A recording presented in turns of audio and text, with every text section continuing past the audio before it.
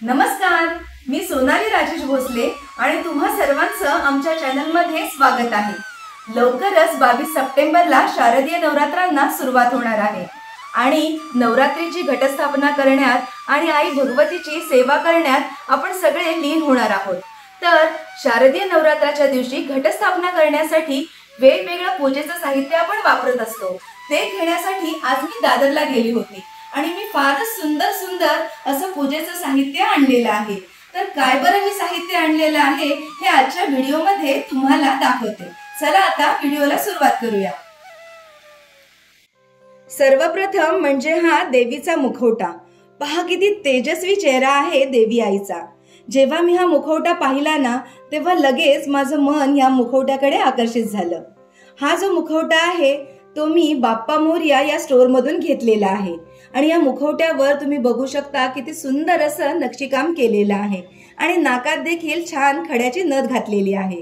हा मुखवटा मी मंगल कलशाच्या स्थापनेसाठी वापरणार आहे। दुसरं म्हणजे हे देवी आईसाठी सुंदर असं वस्त्र। पहा लाल आणि हिरव्या कॉम्बिनेशन मध्ये हे वस्त्र किती सुंदर दिसत आहे आणि या वस्त्रासोबतच देवी आईला ओढायला ही अशी चुनरी म्हणजेच ओढणी दिलेली आहे। हे पहा मी लाल रंगाचे सुंदर असे नक्षीकाम केलेले हे वस्त्र घेतलेले आहेत। हे वस्त्र मी घटाच्या खाली, मंगल कलशाच्या खाली आणि अखंड दिव्याच्या खाली हंतरण्यासाठी वापरणार आहे। आणि हे पहा किती सुंदर ह्या नवरात्रीच्या 9 रंगाच्या ओढण्या मी आणलेल्या आहेत। दर दिवशी देवी आईला वेगळ्या नवरात्रीच्या रंगाप्रमाणे सजवायला या ओढण्यांचा मी वापर करणार आहे आणि ह्या सर्व ओढण्या आणि देवीचं वस्त्र हे देखील मी बाप्पा मोरया या स्टोर मधून घेतलेलं आहे। हे पहा या ओढणीवर किती सुंदर असं नक्षीकाम केलेलं आहे आणि याला बॉर्डरला सुंदर अशी लेस लावलेली आहे। त्याचबरोबर समई खाली ठेवायला हे सुंदर असे गोल आकाराचे वस्त्र देखील मी घेतलेले आहेत। आणि हे पहा किती सुंदर असं मी तोरण घेतलेलं आहे। हे जे तोरण आहे ते खणाच्या कापडांपासून बनवलेलं आहे आणि बघा याला आंब्याच्या पानांचा असा शेप दिलेला आहे आणि हे बघू शकता झेंडूंच्या फुलाप्रमाणे इथे लोकरीने बनवलेली ही फुलं देखील लावलेली आहेत।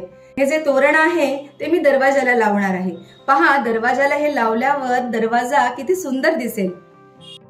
हे पहा हा आहे स्टँड। नवरात्रीसाठी स्पेशली डिझाइन केलेला हा स्टँड आहे।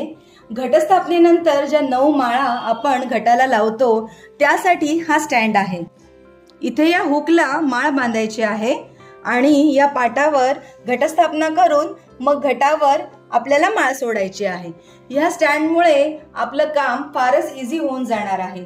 भिंतीला खिळा ठोकण्यापेक्षा किंवा कुठे काठी अडकवण्यापेक्षा जर हा स्टँड आपण घेतला ना तर अगदी व्यवस्थित पद्धतीने नवरात्रीच्या 9 माळा आपल्याला घटाला सोडता येतील।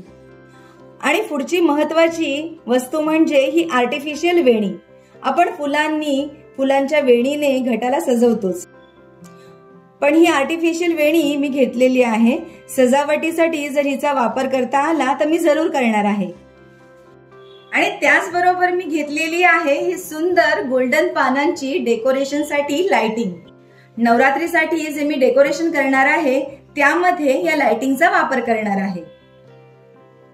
हे पहा सुंदर असं नैवेद्य दाखवण्यासाठी खणाच्या कपड्यांनी बनवलेलं केळीचं पान देखील मी घेतलेलं आहे।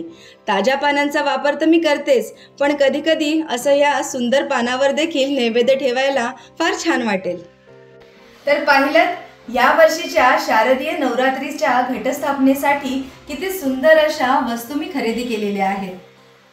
घटस्थापनेची संपूर्ण विधी आणि माहिती आम्ही आमच्या पुढच्या व्हिडिओमध्ये दाखवणार आहोत, त्यामुळे तो व्हिडिओ पाहायला तुम्ही विसरू नका।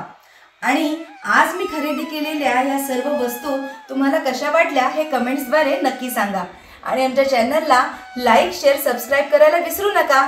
धन्यवाद।